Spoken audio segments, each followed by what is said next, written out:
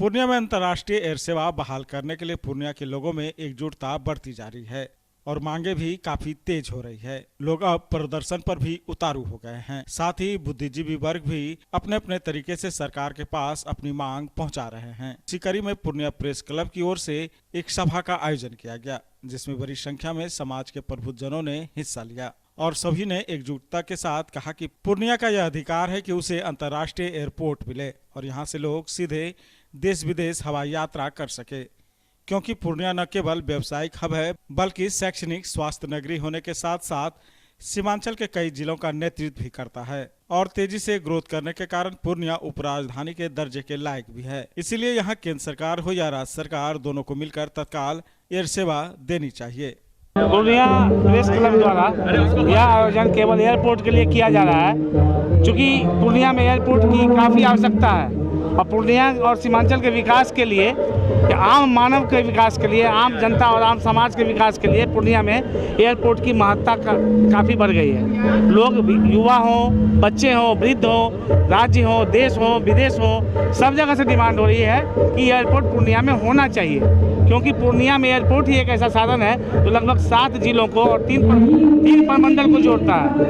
भागलपुर, मुंगेर, सहरसा और पूर्णिया, ये 3-4 प्रमंडल ऐसे हैं जिन्हें आवश्यकता है कि पूर्णिया में एयरपोर्ट हो, वह भी इंटरनेशनल एयरपोर्ट हो। अभी विदेशों में, सऊदी अरब में जाने वाले लोग, अमेरिका में, ओमान में, अन्य देशों में जाने वाले लोग, वो लोग इंतजार कर रहे हैं कि हमारा एयरपोर्ट बने। इसी कार्यक्रम को लेकर पूर्णिया के कई बुद्धिजीवियों, कई सामाजिक सेवी संगठनों, कई डॉक्टरों, डॉक्टर A.K. गुप्ता जो ग्रीन पूर्णिया को लेकर आंदोलन कर रहे हैं, हमारा प्रेस क्लब पूर्णिया वो आंदोलन कर रहा है, एक सिविल सोसाइटी कायम किया गया है वो कर रहा है, यहाँ के बिजनेसमैन, यहाँ का श्रीनायक कैंपस, हम आप सारे पत्रकार, आप पत्रकारों ने जो इसको महत्ता दी है एयरपोर्ट को लेकर, और जिस तरह खबरों को आप लोग प्रसारित कर रहे हैं, इससे जरूर दिल्ली और बिहार तक इसकी गूंज जाएगी और एयरपोर्ट का हमारा सपना पूरा होगा। एयरपोर्ट के लिए जो सबसे पहले ये आवाज़ उठी थी, तत्कालिक जो हमारे एयरफोर्स स्टेशन के कमांडर हुआ करते थे विश्वजीत साहब, उनके समय में ये प्रयास हुआ था और स्प्रिंट एयरवेज का 9 सीटर फ्लाइट यहाँ से परिचालन शुरू भी हो गया था, बट व्यवस्था में कमी के कारण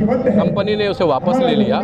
2015 में जब प्रधानमंत्री ने पूर्णिया को एयरपोर्ट के लिए जोड़ा, उसके बाद काम भी शुरू हो गया। जब 2022 में NDA और JDU अलग अलग हुआ तो उसमें सबसे ज़्यादा घाटा अगर कुछ दिख रहा था तो पूर्णिया के एयरपोर्ट के मुहिम को दिख रहा था। जब दुलाल चंद गोस्वामी जी ने सदन में सवाल किया एयरपोर्ट के लेकर, उन्हें जो जवाब मिला, उस जवाब से पूर्णियावासी आहत हो गए। आहत इस तरह से कि उसमें कहीं न कहीं राज्य सरकार और केंद्र सरकार के बीच जो फेंका फेंकी, बॉल को इस पॉइंट से उस पॉइंट फेंका जाने लगा, इसमें पूर्णियावासी अपने आप को ठगे महसूस करने लगे। फिर जितने भी यहाँ के सामाजिक संगठन थे, उन्होंने इस चीज़ों के तरफ देखना शुरू किया। उसमें ये मुद्दा आया सामने कि ज़मीन दे दिया गया है, सिर्फ कनेक्टिविटी की रोड चाहिए, और जो राज्य सरकार की तरफ से जवाब था कि आप एयरपोर्ट का काम शुरू करिए और कनेक्टिंग रोड जो 4 लेन का हमको देना, उसके ऊपर हम भविष्य में विचार करेंगे। ये कहीं ना कहीं बड़ा ही हास्यास्पद जवाब था, जिसका कि जवाब तो राज्य सरकार ही दे सकता है कि जब नगर निगम में किसी मकान का नक्शा बिना सड़क के पास नहीं हो सकता है तो एयरपोर्ट बिना रास्ते का कैसे बन सकता है। दूसरा विकल्प केंद्र सरकार के पास था कि जैसे कि दरभंगा में कोटा केबिन के थ्रू डायरेक्ट केंद्र सरकार जो एयरपोर्ट अथॉरिटी है वो अपना एयरपोर्ट परिचालन शुरू कर सकता है। ये एक अलग ऑप्शन है, लेकिन अच्छा हो कि राज्य सरकार और केंद्र सरकार दोनों पहल करके जो एक सुंदर व्यवस्थित डोमेस्टिक एयरपोर्ट बनने की बात है वो बने तो ज़्यादा बेहतर। और ये जो मुद्दा था, जो सवाल सदन में पूछा गया था माननीय कटिहार के सांसद के द्वारा, उसके बाद ये मुद्दा काफ़ी उछल गया है और ये एक जन आंदोलन का रूप ले चुका है पूर्णिया में। अब जहाँ भी जाएंगे, कहे कि विकास सीधा सीधा जुड़ता है एयरपोर्ट के साथ में, और तकरीबन 2 करोड़ का बिहार का पॉपुलेशन, और बात करें बंगाल और नेपाल का तो करीबन 3 करोड़ का पॉपुलेशन इस एयरपोर्ट के साथ जुड़ेगा। यहाँ का हॉस्पिटल है, इसके बाद बात करें कि उद्योग धंधे हैं, सबको बल मिलेगा। मिलेगा। कनेक्टिविटी अगर अच्छी हो तो शहर आगे बढ़ता है।